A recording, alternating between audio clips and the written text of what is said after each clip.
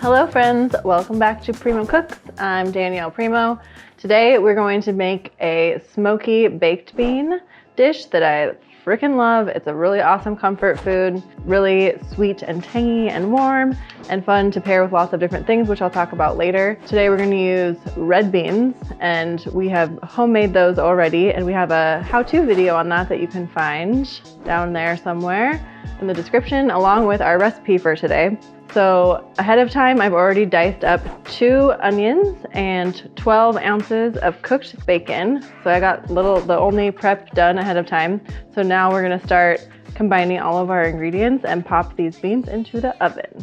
So over here I have 1.5 cups soup stock. This is vegetable stock that I made. We have a how-to video for that as well, if you wanna check it out. And pour this into a small saucepan, along with 1/2 cup grade A dark maple syrup.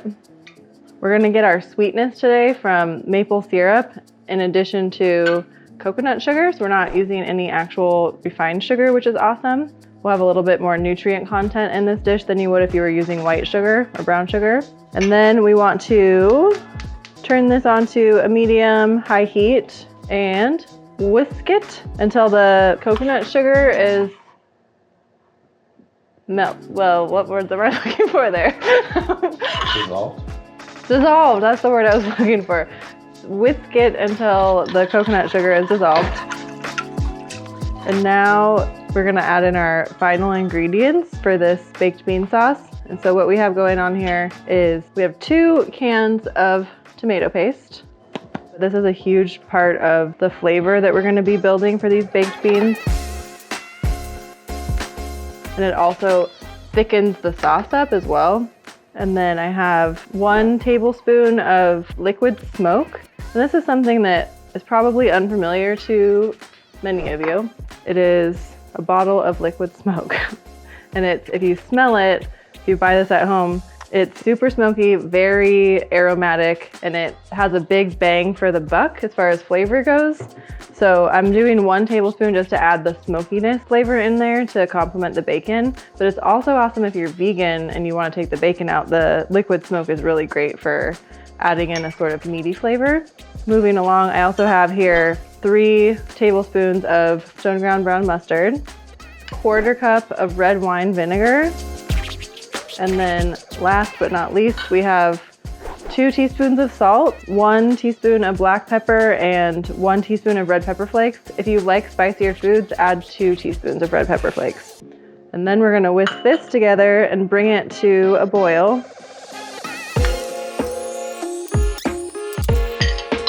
While I bring this up to a boil, I am going to add my beans into a Dutch oven.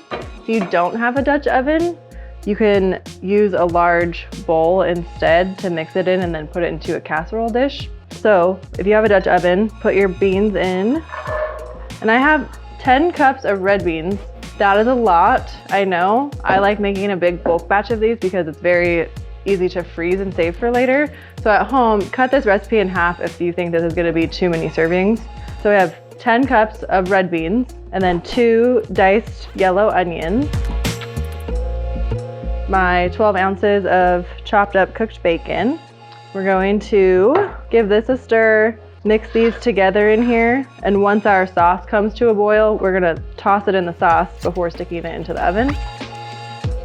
Also going to give this a taste just to see what I think, if I wanna add any more salt before putting on the beans. Nope, perfect, so good. You can already, with the sauce, smell the smokiness and the spice and sweet. Oh, it's gonna be so good. Can't wait. We should probably cut that part out. I'm such a dork. I freaking nailed this. Seriously. The flavor is amazing. Okay, so now I'm just gonna turn the heat off on the sauce, give it another little stir, and pour it directly onto our beans. And like I said, if you don't have a Dutch oven, do this whole process in a mixing bowl first. Combine everything in a mixing bowl, toss it together, and then once it's combined, pour it into a casserole dish. put a lid on your Dutch oven or cover your casserole dish with tin foil and then place it in the oven. And I did forget to mention 350 degrees Fahrenheit is what you would like to have your oven set to beforehand. Yep, mine is 350, ready to go. And then set a timer for 1 hour.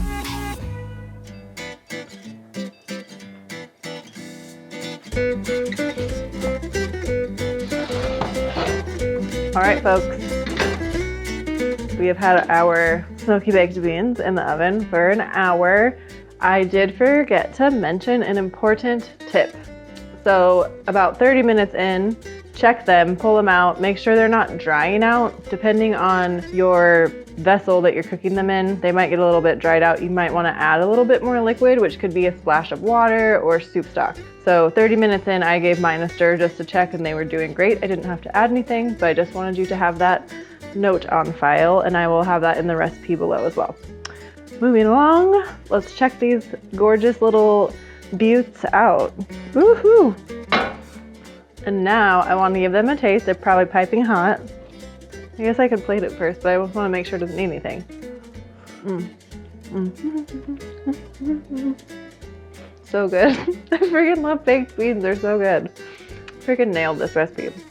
Super delicious. It has the perfect balance of sweetness and tanginess from the vinegar, a little bit of spicy from the red pepper flakes. Just really well balanced. I'll talk about it more after we plate. I have a few notes for you and some ideas on how to use your baked beans at home in a creative way, not just as a side dish.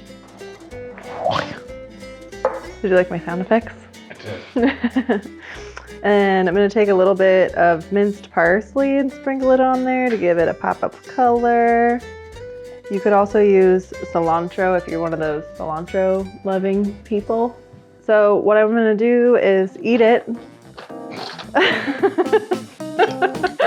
very excited. I don't think I'm gonna be able to take the full bite, it's just too hot. But also just wait for it to cool. Okay, we're not in a rush.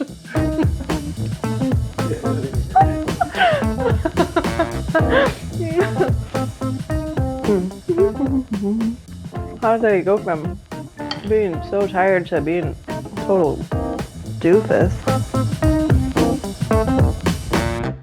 I have always loved baked beans, and when I came up with this recipe, I was just trying to find my perfect baked bean, because a lot of them, if they're in a can or just certain traditional recipes, they have a lot of sugar in them or molasses, and I wanted something that had more nutrient density. So in this recipe, like I said, I used the coconut sugar and the maple syrup and as a sweetener. And then instead of ketchup, which a lot of baked beans recipes use, I used the tomato paste instead, and then just complemented that with the sweeteners and the vinegars and the mustard. And this is one of my favorite baked bean recipes, and I've worked perfecting it for quite a while.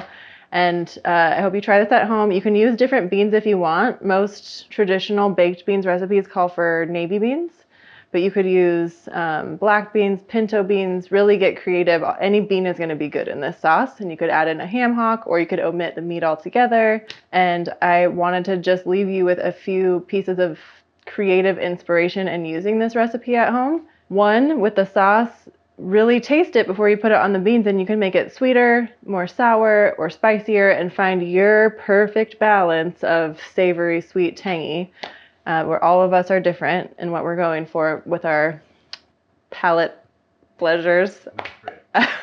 With our what? Mouth brain. With our mouth brain. And also, people generally think of baked beans as being a side dish, you know, served at a barbecue or a picnic or accompanying other things, which is really typical. But with this particular recipe or any baked bean recipe, you can zhuzh it up or do it up by adding things to it. So something I've done with this baked bean recipe that's really good is adding in kielbasa and peppers. And so making like a bean skillet out of it and serving it with cornbread, or you can put it in a skillet, bake it in the oven with cornbread batter on top. So then you have a skillet of beans and cornbread. And you can also use them to complement other dishes. We like to eat it with a side of mac and cheese. So it's really versatile, really fun. You could even do it with a breakfast meal. Put some bacon on the side and some eggs, and that'd be super tasty. So hopefully you have some ideas to play with and you give this a try at home. And if you do, let us know in the comments. And as always, thank you for watching. Happy cooking, friends. Good job. Shanks.